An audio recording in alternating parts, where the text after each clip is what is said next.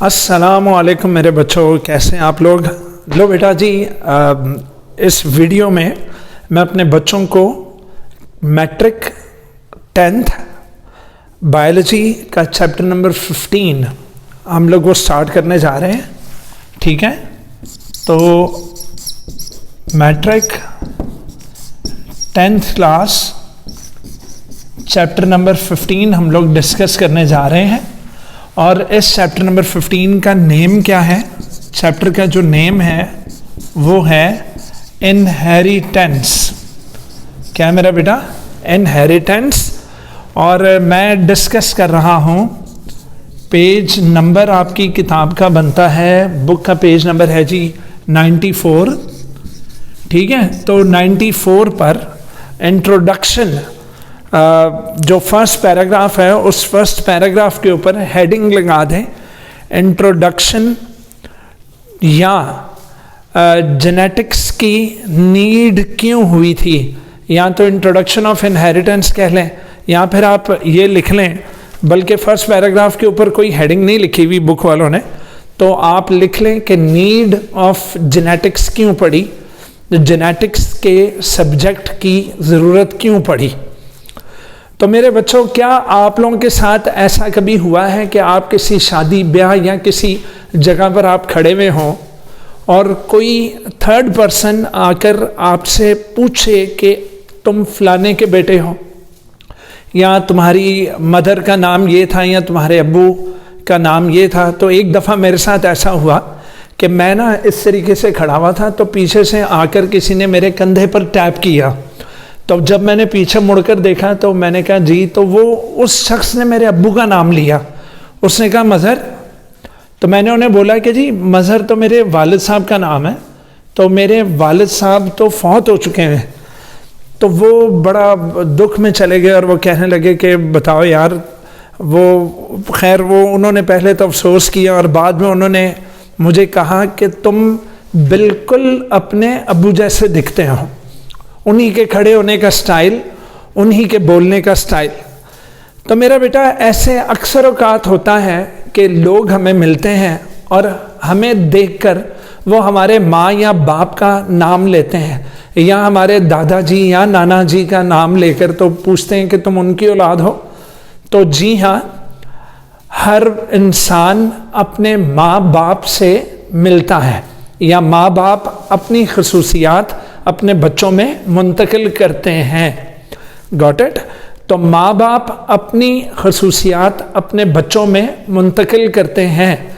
अच्छा, माँ बाप की खसूसियात का औलाद में मुंतकिल होना, तो मेरा बेटा पुराने ज़माने में बड़ा ज़बरदस्त ये कन्फ्यूजन मची हुई थी, या लोग हैरान थे, या लोग इस चीज़ को जानना चाहते थे कि ऐसा क्यों होता है कि पेरेंट्स अपनी खसूसियात अपने बच्चों में भिजवाते हैं।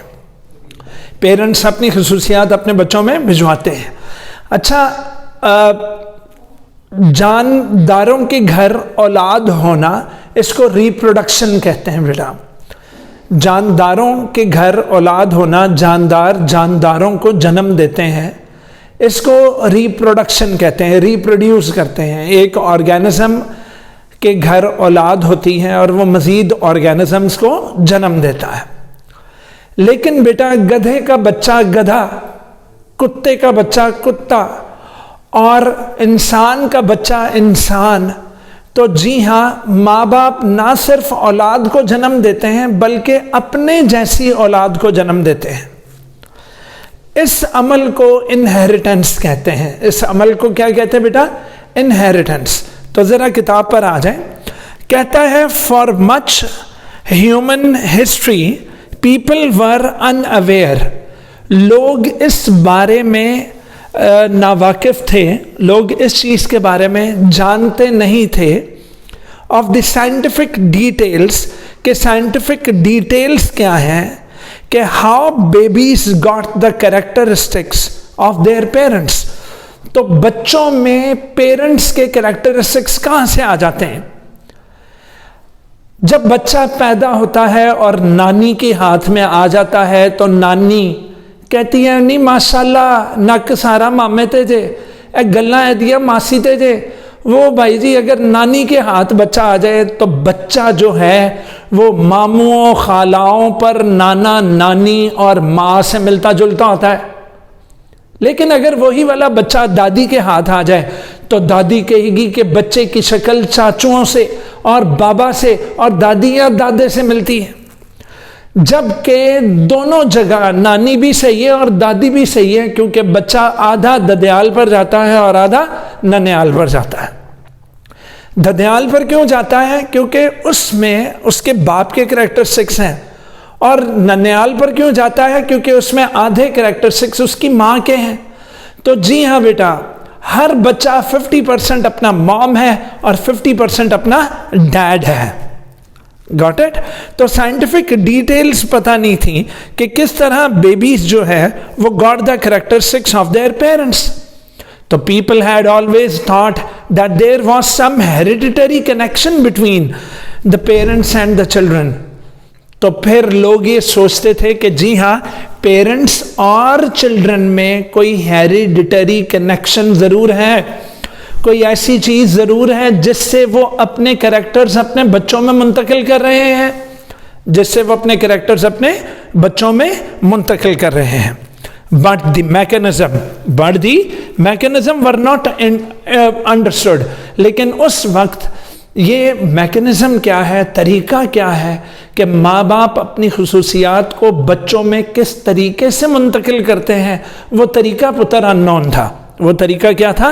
अननोन था। So many answers. बेटा जी, इस तरह के कई सवालों के जवाबात सिर्फ और सिर्फ किसने दिए? सिर्फ और सिर्फ दिए ग्रेगर मेंडल के काम ने। बहुत बड़ा नाम बेटा, बहुत बड़ा नाम।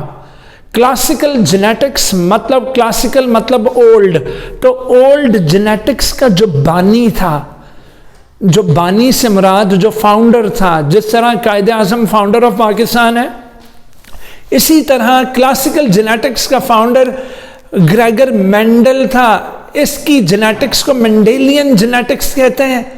तो बेटा ग्रेगर मेंडल ने दे दिया इन तमाम सवालों का जवाब कि किस तरह माँ बाप अपने बच्चों में खसूसियात को मुंतकिल करते हैं।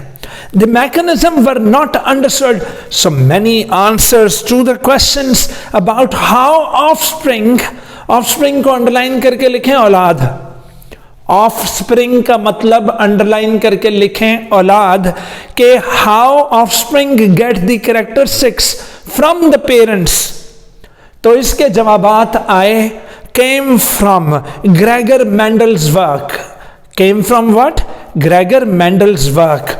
तो जनाब इस चैप्टर में हम मेंडल साहब की, ग्रेगर मेंडल की वो तमाम कोशिशें, वो तमाम काविशें, उनके दो अल मशहूर तरीन laws, that is Mendel's law of inheritance and Mendel's laws of inheritance, sorry, दो अदर लॉज ऑफ इनहेरिटेंस पढ़ेंगे।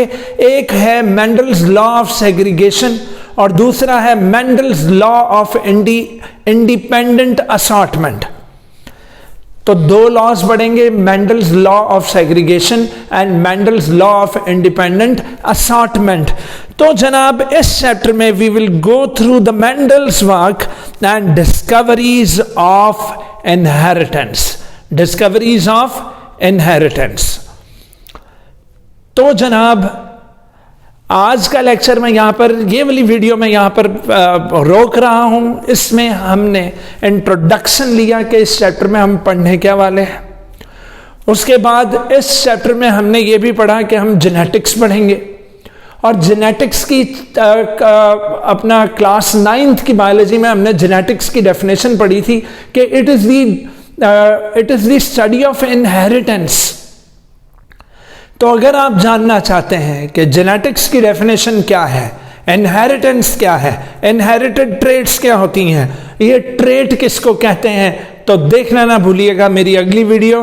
इंशाल्लाह उसके अंदर हम डिस्कस करेंगे genetics, number 2 inheritance, number 3 traits also known as inherited traits, और इसके अलावा क्रोमोसोम्स एंड जीन्स पर बात होगी।